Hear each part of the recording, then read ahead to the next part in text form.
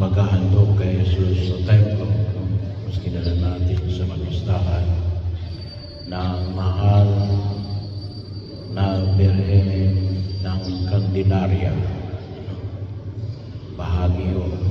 So, ang simbolo na ipinawakan din sa atin ni Adel, yung kandila,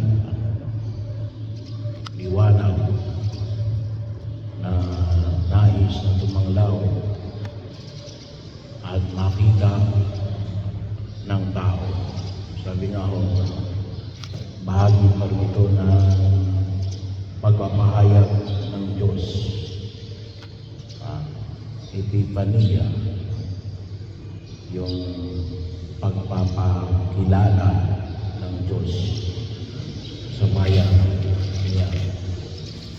Parang ko na natutusin po sa Ebanghelyo natin ngayon yung pinanggit kay Simeon. Kung titingnan po natin ay kasama na rin si Ana, isang propeta ng Diyos.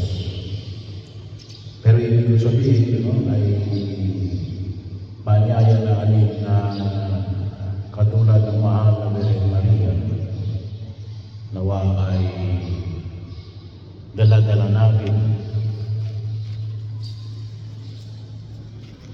ang kandila, ang ilaw, ang liwanag na tatanglaw sa ating buhay sa daigdig na ito upang gabayan tayo, liwanagan tayo para huwag tayong mapahama, huwag tayong mapasabak.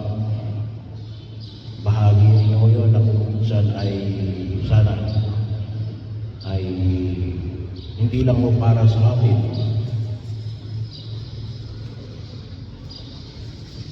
ngunit ganun din mo para sa iba. So sa Ebanghelyo ay para kay Simeon at kay Ana. Nakita natin dito kay Simeon na alin yung kanyang kapanatagan ng kalooban. Bakit? Nakita na niya yung Mesiyas, nagkaroon ng kapayapaan sa kanyang pagkilos sa gitna ng kanyang katandaan. Bakit? Sapagkat dumating na ang Mesiyas, laging nagkakaroon ng kaganapan at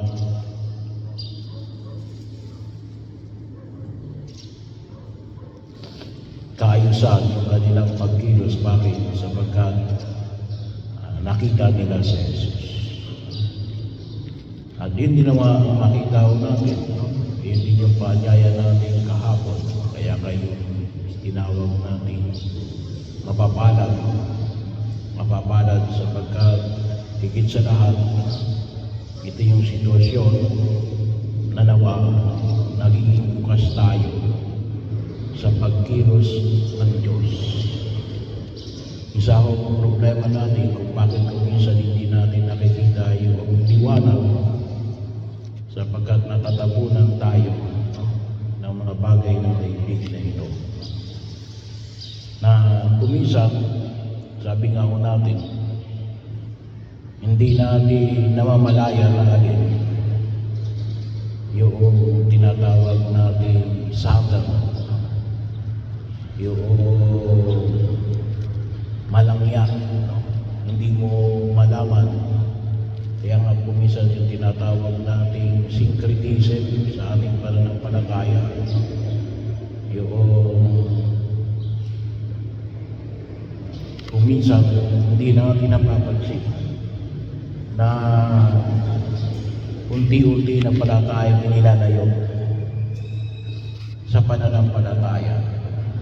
Kasi sabi nga, hindi tayo naliliwanag. Isa na rito, kung kalimitan pinapanggit natin, ay yung mga pamahigit. Bagamat marami kuminsan nagagalit kasi nakasanayan. Sabi ka kung minsan iba, wala namang masama. Hindi anything that is evil, either it is tawagin natin naka-camouflage, tawag natin naka-camouflage, nagtatao sa mga elemento na itinuturing natin mga banal, maniningil at maniningil yan. Hindi pwedeng hindi maniningil yan. Kaya akala nila ay mabuti sa una. Pero kapag hinayaan natin, kumisan, pagkatapos magtataka sila, magtataka tayo. Bakit tayo ay napapasama? Kasi, no? Ay hinahaluan natin yung ating pananampalataya ng mga bagay na kung natutusin ay hindi na makadiyos. Katulad na ng halimbawa ng alin, sabi nga ho natin, yung isang image, yung Santo Niño de la Suerte. Ano ba yun? Sinasabi ko, yung may mga pera. Kasi bakit? Ay ginagawa na nating anting-anting. Ano? So, bahagi yun, hindi na liwanag. Baka akala natin ay liwanag. Mas matindi yun. Ano? Kasi ginagawa nating anting-anting si Jesus. Ang gusto niya dahil liwanagan. At ano yung pagkilos niya, hindi siya swerte. Siya ay pagpapala. Kasi yung swerte ay, kung tawagin nga po natin ay alin, ay gawa na may hawak ka lang noon. Kapag wala ka na noon, hindi ka na swerte. Kaya ngayong binanggit ko kahapon, sabi nga po minsan ang tingin natin ay you are blessed because of what you have. Hindi, you are blessed because of what you are. Kung anong mayroon ka, hindi yung kung anong mayroon ka. Ngunit dahil kung ano ka. Kaya bahagi yun. Sabi nga natin, kaya nga sabi nga natin, panalo natin pag ninaynilayan.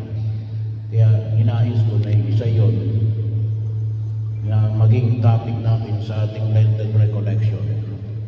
Sapagkat ang dulot ni Jesus ay tunay na makita siya na magbibigay sa atin ng kapanatagan katulad ng kay Simeon.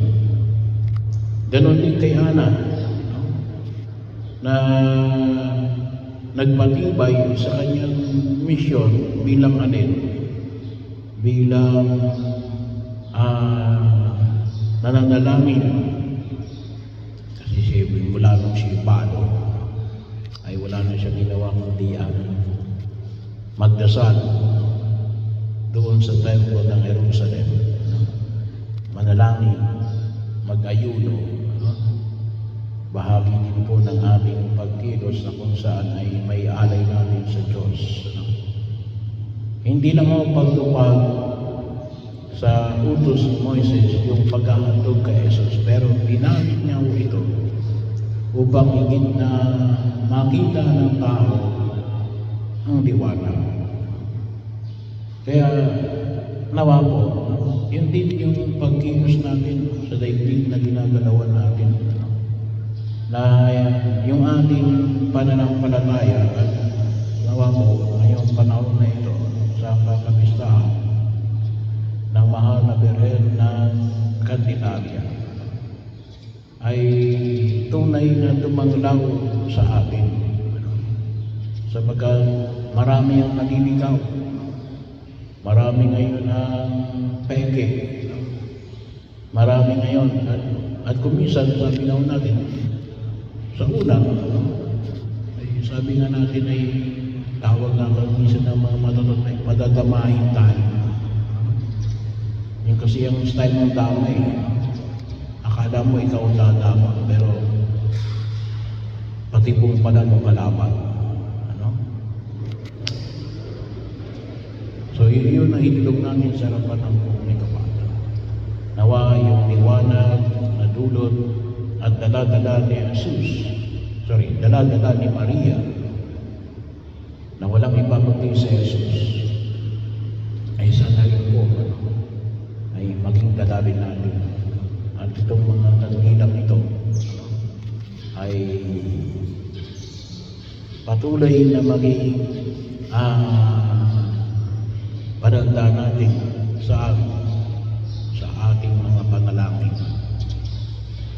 sa ating